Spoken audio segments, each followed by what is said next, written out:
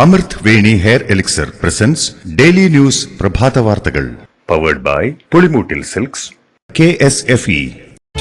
ഈ ആണുങ്ങൾക്ക് മാത്രം എന്താ ഇത്ര അധികം നെറ്റ് കെയറിലും ഹെയർ ലോസ് ഒക്കെ ഉണ്ടാവണേ? ആണുങ്ങളുടെ ഹെയർ ലോസിന്റെ മേജർ റീസൺസ് തന്നെ ഡിഫറെന്റ് ആണ്.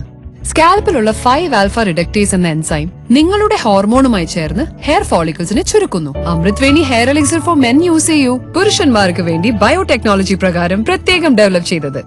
നമസ്കാരം, ഞാൻ ഷാജി പത്മനാഭൻ. ഡെയിലി ന്യൂസിന്റെ പ്രഭാത വാർത്തകളിലേക്ക് സ്വാഗതം. ഇന്ന് ഫെബ്രുവരി 3 തിങ്കളാഴ്ച. കടൽ മണൽ ഖനനത്തിനെതിരെ വ്യാപക പ്രതിഷേധം. കടലിൽ മണൽ ഖനനം ചെയ്യാനുള്ള തീരുമാനത്തിൽ നിന്ന് കേന്ദ്ര സർക്കാർ പിന്മാറണമെന്ന് ആവശ്യപ്പെട്ട് AICC general secretary KC Venugopal MP നരേന്ദ്രമോദിക്ക് കത്ത് നൽകി. സംസ്ഥാനത്ത് കൊല്ലം സൗത്ത്, നോർത്ത്, ആലപ്പുഴ, പൊന്നാനി, ചാവക്കാട് എന്നിവിടങ്ങളിൽ തീരക്കടൽ ഖനനം ചെയ്യുന്ന ലേല നടപടികളുമായി കേന്ദ്ര ഖനന മന്ത്രാലയം മുന്നോട്ടു പോവുകയാണെന്നും കടലിൽ ഉപജീവന മാർഗം കണ്ടെത്തി ജീവിക്കുന്ന ലക്ഷക്കണക്കിന് മത്സ്യത്തൊഴിലാളി കുടുംബങ്ങളെ ബാധിക്കുന്ന വിഷയമാണിതെന്നും തീരക്കടൽ ഖനനം ഗുരുതരമായ പാരിസ്ഥിതിക പ്രശ്നങ്ങൾക്കും തീരശോഷണത്തിനും കാരണമാകുമെന്നും വേണുഗോപാൽ കത്തിൽ വ്യക്തമാക്കുന്നു. കടലിൽ മണൽ ഖനനം ചെയ്യാനുള്ള നീക്കത്തിൽ നിന്നും കേന്ദ്ര സർക്കാർ പിന്മാറണമെന്ന് മത്സ്യത്തൊഴിലാളികൾ. കൊല്ലം തീരക്കടലിൽ മാത്രം 3 മണൽ ബ്ലോക്കുകൾ ഖനനം ചെയ്യുന്നതിനുള്ള നടപടികളാണ് തുടങ്ങിയത്. നിയമപ്രകാരം സംസ്ഥാനത്തിന്റെ പരിധിയിൽ വരുന്നതാണ് ഈ പറയപ്പെടുന്ന പദ്ധതി പ്രദേശമെന്നും സ്റ്റേറ്റിനെയും ഈ മേഖലയിൽ പ്രവർത്തിക്കുന്ന സംഘടനകളെയും വിശ്വാസത്തിലെടുക്കാതെ കടൽ വിൽക്കാനുള്ള കേന്ദ്ര സർക്കാരിന്റെ തീരുമാനം അപകടം പിടിച്ചതാണെന്നും CITU മത്സ്യത്തൊഴിലാളി ഫെഡറേഷൻ പ്രതികരിച്ചു. ഉന്നത കുലജാതർ ആദിവാസി വകുപ്പ് കൈകാര്യം ചെയ്യട്ടെയെന്നും എങ്കിൽ അവരുടെ കാര്യത്തിൽ ഉന്നമനമുണ്ടാകുമെന്നും കേന്ദ്രമന്ത്രി സുരേഷ് ഗോപി. അത്തരം ജനാധിപത്യ മാറ്റങ്ങൾ ഉണ്ടാകണമെന്നും തനിക്ക് ആദിവാസി വകുപ്പ് വേണമെന്ന് ആഗ്രഹം ഉണ്ടായിരുന്നുവെന്നും അദ്ദേഹം പറഞ്ഞു. കേരളം നിലവിളിക്കുകയല്ല വേണ്ടത്, കിട്ടുന്ന ഫണ്ട് കൃത്യമായി ചിലവഴിക്കണമെന്നും ബീഹാറെന്നും കേരളമെന്നും ബജറ്റിൽ വേർതിരിച്ച് കണ്ടിട്ടില്ലെന്നും സുരേഷ് ഗോപി പറഞ്ഞു. ഉന്നത കുലജാതർ ആദിവാസി വകുപ്പ് കൈകാര്യം ചെയ്താൽ ആദിവാസി വകുപ്പിന്റെ കാര്യത്തിൽ ഉന്നതിയുണ്ടാകുമെന്ന സുരേഷ് ഗോപിയുടെ പരാമർശം തരം താണ പ്രസ്താവനയെന്ന് ആദിവാസി നേതാവ് CK ജാനു. ഇത്ര കാലമായിട്ടും സുരേഷ് ഗോപിക്ക് യാഥാർത്ഥ്യങ്ങൾ മനസ്സിലായിട്ടില്ലെന്നും CK ജാനു വിമർശിച്ചു. ഏറ്റവും താഴെത്തട്ടിലുള്ള ആദിവാസികൾ ഉയർന്നുവന്ന് അവരുടെ ഉന്നമനത്തിനു വേണ്ടി പ്രവർത്തിച്ചാൽ വിഹിതം കിട്ടുന്നത് ഇല്ലാതായി പോകുമെന്ന് ഇവരൊക്കെ ഭയക്കുന്നുണ്ടോയെന്നും ജാനു ചോദിച്ചു. ആദിവാസി വിഭാഗത്തിന്റെ ഉന്നമനത്തിന് ട്രൈബൽ വകുപ്പ് ഉന്നത കുലജാതർ കൈകാര്യം ചെയ്യണമെന്ന കേന്ദ്രമന്ത്രി സുരേഷ് ഗോപിയുടെ പരാമർശത്തെ രൂക്ഷമായി വിമർശിച്ച് CPI സംസ്ഥാന സെക്രട്ടറി ബിനോയ് വിശ്വം. പ്രധാനമന്ത്രി നരേന്ദ്രമോദി കാണിച്ചുകൊടുത്ത വഴിയാണ് സുരേഷ് ഗോപി പിന്തുടരുന്നതെന്നും BJP എന്നും ചാതുർവർണ്ണത്തിന്റെ കാവൽക്കാരാണെന്നും ബിനോയ് വിശ്വം അഭിപ്രായപ്പെട്ടു. പിന്നാക്ക വിഭാഗക്കാരുടെ കാര്യം നോക്കാൻ മുന്നോക്ക ജാതിക്കാരെ കൊണ്ടുവരണമെന്ന് പറഞ്ഞത് തെറ്റായ ഉദ്ദേശത്തോടെയല്ലെന്ന് സുരേഷ് ഗോപി. തന്റെ പ്രസ്താവന എടുത്തിട്ട് പെരുമാറിക്കൊണ്ടിരിക്കുന്ന ആരും താൻ പറഞ്ഞത് മുഴുവൻ കൊടുത്തിട്ടില്ലെന്നും അവരുടെ ഉദ്ദേശം ബജറ്റിന്റെ ശോഭ കെടുത്തുക മാത്രമാണെന്നും സുരേഷ് ഗോപി പറഞ്ഞു. താൻ പറഞ്ഞതും വിശദീകരണവും ഇഷ്ടപ്പെട്ടില്ലെങ്കിൽ പ്രസ്താവന പിൻവലിക്കുന്നുവെന്നും അദ്ദേഹം പറഞ്ഞു. കേന്ദ്ര സഹമന്ത്രി സുരേഷ് ഗോപിയുടെ പ്രസ്താവന പരിഷ്കൃത സമൂഹത്തിന് യോജിച്ചതല്ലെന്ന് സംസ്ഥാന എക്സൈസ് വകുപ്പ് മന്ത്രി MP രാജേഷ്. ജീർണ മനസ്സിന് ഉടമയാണ് സുരേഷ് ഗോപിയെന്നും ഇത്തരം പരാമർശങ്ങൾ മുമ്പും സുരേഷ് ഗോപി നടത്തിയിട്ടുണ്ടെന്നും അദ്ദേഹം പറഞ്ഞു. അതുകൊണ്ട് തന്നെ പ്രസ്താവന പിൻവലിച്ചാലും ഇല്ലെങ്കിലും എന്താണ് മാറ്റമെന്നും അദ്ദേഹം ചോദിച്ചു. വിവിധ ആവശ്യങ്ങൾ ഉന്നയിച്ച് KSRTCയിൽ ഇന്ന് അർദ്ധരാത്രി മുതൽ INTUC യൂണിയനുകളുടെ കൂട്ടായ്മയായ ട്രാൻസ്പോർട്ട് ഡെമോക്രാറ്റിക് ഫെഡറേഷൻ പണിമുടക്കും. 12 ആവശ്യങ്ങൾ ഉന്നയിച്ചാണ് ഇന്ന് അർദ്ധരാത്രി മുതൽ ഒരു ദിവസം പണിമുടക്കുന്നതെന്ന് TDF നേതാക്കൾ അറിയിച്ചു. മുനമ്പത്ത് വഖഫ് അധിനിവേശം മൂലം കിടപ്പാടം നഷ്ടപ്പെടുന്ന ഭീതിയിൽ കഴിയുന്ന 600-ലധികം കുടുംബങ്ങളിൽ ഒരാളെ പോലും അവിടെ നിന്നും കുടിയിറക്കാൻ BJP അനുവദിക്കില്ലെന്ന് സംസ്ഥാന പ്രസിഡന്റ് K സുരേന്ദ്രൻ. മുനമ്പം സമരത്തിന്റെ ആദ്യം മുതൽ സമരത്തോട് ചേർന്നു നിൽക്കുന്ന രാഷ്ട്രീയ പ്രസ്ഥാനം BJP മാത്രമാണെന്നും അവസാനം വരെ പാർട്ടി ഉണ്ടാകുമെന്നും അദ്ദേഹം പറഞ്ഞു. ADM നവീൻ ബാബുവിന്റെ മരണത്തിന് കാരണം PP ദിവ്യ നടത്തിയ പ്രസംഗത്തിലെ അവസാന പരാമർശമായിരുന്നെന്നും അതുകൊണ്ടാണ് ആ പരാമർശം തെറ്റെന്ന് പറഞ്ഞതെന്നും അപ്പോൾ തന്നെ ദിവ്യക്കെതിരെ നടപടിയെടുത്തെന്നും CPM കണ്ണൂർ ജില്ലാ സെക്രട്ടറി MV ജയരാജൻ. ആ കാഴ്ചപ്പാടാണ് പാർട്ടിക്ക് അന്നും ഇന്നും ഉള്ളതെന്നും ജില്ലാ സെക്രട്ടറി കണ്ണൂർ സമ്മേളനത്തിനിടയിൽ നടത്തിയ വാർത്താ സമ്മേളനത്തിനിടെ വ്യക്തമാക്കി. ADM നവീൻ ബാബുവിന്റെ മരണവുമായി ബന്ധപ്പെട്ട് PP ദിവ്യക്കെതിരെ നടത്തിയ പരാമർശം തിരുത്തി MV ജയരാജൻ. പറഞ്ഞതിൽ ഒരു ഭാഗം മാത്രം അടർത്തി മാറ്റി പ്രചരിപ്പിച്ചുവെന്ന് കുറ്റപ്പെടുത്തിയാണ് അദ്ദേഹം തന്റെ നിലപാട് മാറ്റിയത്.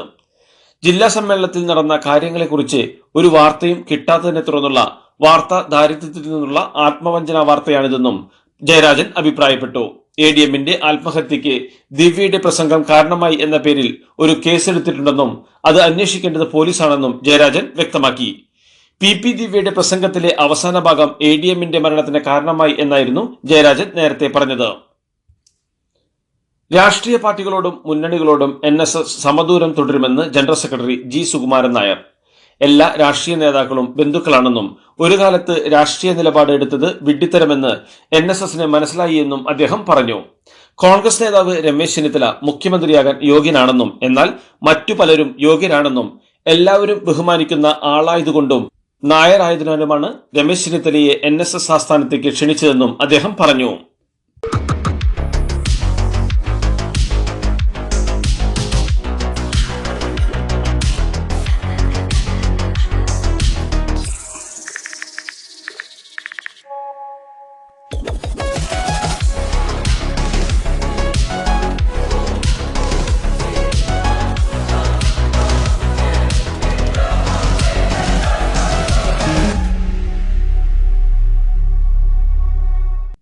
എയിംസ് ആലപ്പുഴയ്ക്ക് കൊടുക്കണമെന്നാണ് തന്റെ ആഗ്രഹമെന്നും കേരളത്തിലേക്ക് എയിംസ് വരുമെന്നും ആവർത്തിച്ച് കേന്ദ്ര സഹമന്ത്രി സുരേഷ് ഗോപി.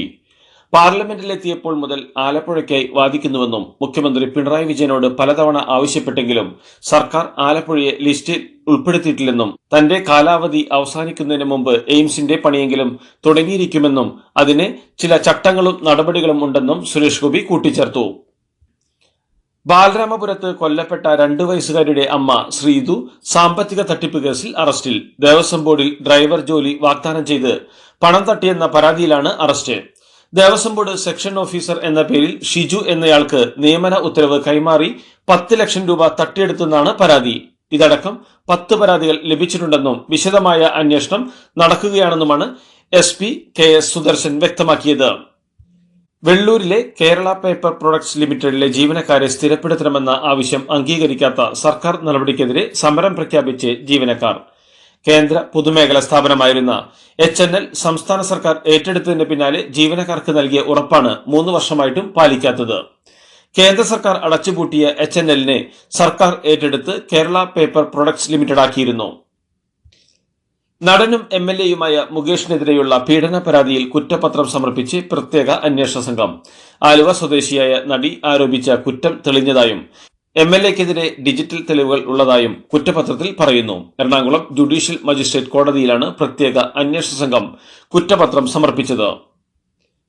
ലൈംഗിക പീഡന പരാതിയിൽ നടനും ഭരണകക്ഷി MLAയുമായ മുകേഷിനെതിരെ പ്രത്യേക അന്വേഷണ സംഘം കുറ്റപത്രം സമർപ്പിച്ചെങ്കിലും മുകേഷ് MLA സ്ഥാനത്ത് തുടരുമെന്ന നിലപാട് സ്വീകരിച്ച് CPM സംസ്ഥാന സെക്രട്ടറി MV ഗോവിന്ദൻ. മുകേഷിനെതിരായ കേസിൽ കോടതി തീരുമാനം വരുന്നതുവരെ അദ്ദേഹം MLA സ്ഥാനത്ത് തുടരുമെന്ന് MV ഗോവിന്ദൻ പറഞ്ഞു. എലപ്പുള്ളിയിലെ ബ്രൂവറി പദ്ധതിയിൽ നിന്ന് സർക്കാർ പിന്മാറണമെന്ന് പ്രശസ്ത സാഹിത്യകാരൻ C. രാധാകൃഷ്ണൻ. ഭൂമിയുടെ തൊലി കീറിമുറിച്ച അവസ്ഥയിലേക്ക് എത്തിയെന്നും നാളത്തെ തലമുറയ്ക്ക് മദ്യം കുടിച്ച് ജീവിക്കാനാകില്ലെന്നും അതിന് ശുദ്ധജലം തന്നെ വേണമെന്നും അദ്ദേഹം ഓർമ്മിപ്പിച്ചു.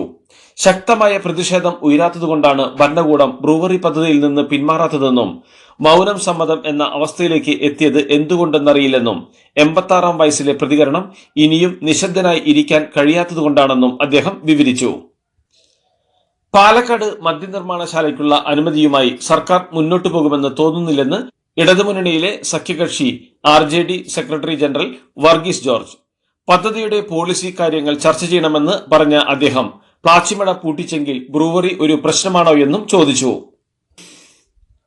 വർക്കല ഐരൂരിൽ മാതാപിതാക്കളെ വീട്ടിൽ നിന്നും ഇറക്കിവിട്ട മകളടക്കം 3 മക്കളും എല്ലാ മാസവും 10-ാം തീയതിക്ക് മുമ്പായി 10,000 രൂപ തുല്യമായി മാതാപിതാക്കളുടെ ബാങ്ക് അക്കൗണ്ടിൽ നിക്ഷേപിക്കണമെന്ന് സബ് കളക്ടറുടെ ഉത്തരവ്. മാതാപിതാക്കളുടെ മരുന്ന്, ഭക്ഷണം, വസ്ത്രം എന്നിവയ്ക്ക് ചിലവാകുന്ന തുക മക്കൾ 3 പേരും തുല്യമായി നൽകി സംരക്ഷണം ഉറപ്പാക്കേണ്ടതാണെന്നും മാതാപിതാക്കൾ താമസിക്കുന്ന വീട്ടിൽ തുടർന്ന് അവരുടെ സ്വൈര്യജീവിതത്തിന് തടസ്സം നിൽക്കാൻ പാടില്ലെന്നും ഉത്തരവിൽ നിഷ്കർഷിക്കുന്നു.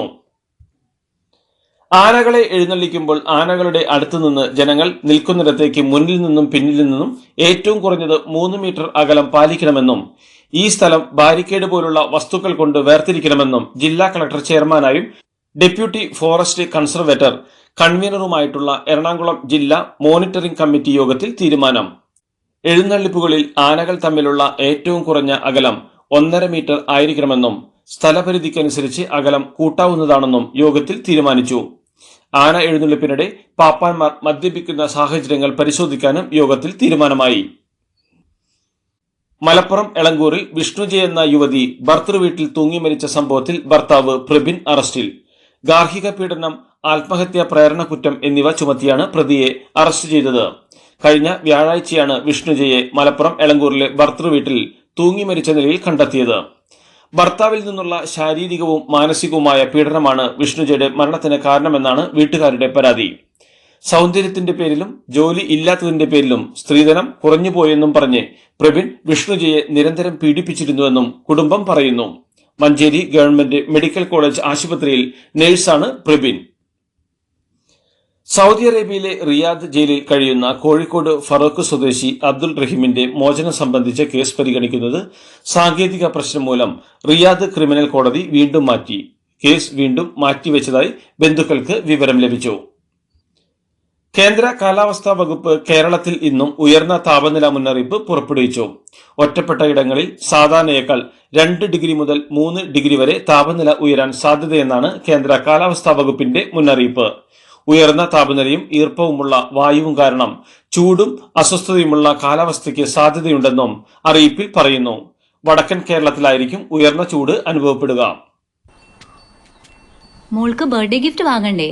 ഷോപ്പിൽ കൊണ്ടുപോയി ഇഷ്ടമുള്ള വാങ്ങി കൊടുക്കാം. അപ്പൊ ഏട്ടൻ വരുന്നുണ്ടോ? ഗിഫ്റ്റ് കാർഡ് വരും. അതെ, ഓരോ ചിട്ടിയിലും ഒരാൾക്ക് 5000 രൂപയുടെ ഗിഫ്റ്റ് കാർഡ് സമ്മാനം. മെഗാ സമ്മാനമാണെങ്കിലോ പുതുപുത്തൻ ബെൻസ് കാർ, 2ാം സമ്മാനം ഇന്നോവ ക്രിസ്റ്റ, അതും 17 ഇത്തവണ സമ്മാനങ്ങളുടെ നക്ഷത്ര തിളക്കവുമായി KSFE ഗാലക്സി ചിട്ടികൾ. രാഷ്ട്രപതി ദ്രൗപദി മുർമുവിനെ കുറിച്ചുള്ള സോണിയാഗാന്ധിയുടെ പരാമർശം പരമോന്നത ഭരണഘടനാ അധികാരത്തെ അപമാനിക്കുന്നതാണെന്ന് ആരോപിച്ചുകൊണ്ട് പരാതി നൽകി അഭിഭാഷകൻ. പാർലമെന്റിലെ ബജറ്റ് സമ്മേളനത്തിൽ അഭിസംബോധന വായിച്ച് പാവം സ്ത്രീ തളർന്നു എന്നായിരുന്നു സോണിയാഗാന്ധിയുടെ പരാമർശം. കേന്ദ്ര ബജറ്റിലെ ആദായ നികുതി ഇളവ് ദില്ലിയിൽ തെരഞ്ഞെടുപ്പ് പരസ്യത്തിൽ ഉപയോഗിച്ച് BJP 12 ലക്ഷം വരെ നികുതി ഈടാക്കില്ല എന്ന നിർദ്ദേശം ദില്ലിക്കുള്ള സമ്മാനമെന്ന പരസ്യം നൽകിയാണ് BJP പ്രചാരണം. 12 ലക്ഷം വരെ വരുമാനമുള്ളവർക്ക് നികുതി നൽകേണ്ടതില്ല എന്ന തീരുമാനം 1 കോടി പേരെ സഹായിക്കും എന്ന് ചൂണ്ടിക്കാട്ടിയാണ് BJPയുടെ പത്രപരസ്യങ്ങൾ. ആം ആദ്മി പ്രവർത്തകർക്കെതിരെയുള്ള BJP ആക്രമണങ്ങളിൽ നടപടി സ്വീകരിക്കണമെന്ന് ആവശ്യപ്പെട്ടുകൊണ്ട് മുഖ്യ തെരഞ്ഞെടുപ്പ് ഓഫീസർക്ക് പരാതി നൽകി ആം ആദ്മി പാർട്ടി അധ്യക്ഷൻ അരവിന്ദ് കെജ്രിവാൾ. നിയമസഭാ തെരഞ്ഞെടുപ്പ് നടക്കാനിരിക്കെ ആം ആദ്മി പാർട്ടി പ്രവർത്തകരെ ആക്രമിക്കാൻ വേണ്ടി BJP സ്ഥാനാർത്ഥികളുടെ ഗുണ്ടകൾ വട്ടമിട്ട് നടക്കുകയാണെന്നാണ് പാർട്ടി ആരോപിക്കുന്നത്. കേന്ദ്ര ബജറ്റിൽ കർണാടകയോട് അനീതി കാണിച്ചെന്ന് മുഖ്യമന്ത്രി സിദ്ധരാമയ്യ. നിരാശാജനകമായ ബജറ്റാണ് കേന്ദ്ര സർക്കാർ അവതരിപ്പിച്ചതെന്നും കഴിഞ്ഞ വർഷത്തെ പോലെ ഈ വർഷവും കേന്ദ്ര ബജറ്റ് കർണാടകയ്ക്ക് ഒന്നും നൽകിയില്ലെന്നും സിദ്ധരാമയ്യ പറഞ്ഞു. ബജറ്റിന് മുമ്പുള്ള ചർച്ചയിൽ പങ്കെടുക്കാൻ റവന്യൂ മന്ത്രി കൃഷ്ണ ബൈരഗൌഡയെ അയച്ചിരുന്നുവെന്നും സംസ്ഥാനത്തിനു വേണ്ടി നിരവധി ആവശ്യങ്ങൾ അദ്ദേഹം ഉന്നയിച്ചുവെന്നും പക്ഷേ ഒരെണ്ണം പോലും അനുവദിച്ചില്ലെന്നും അദ്ദേഹം പറഞ്ഞു. നാസിക് സൂറത്ത് ഹൈവേയിലെ ഗുജറാത്ത് സപുത്രഘട്ടിൽ സ്വകാര്യ ബസ് കൊക്കയിലേക്ക് മറിഞ്ഞ് 7 പേർ മരിച്ചു.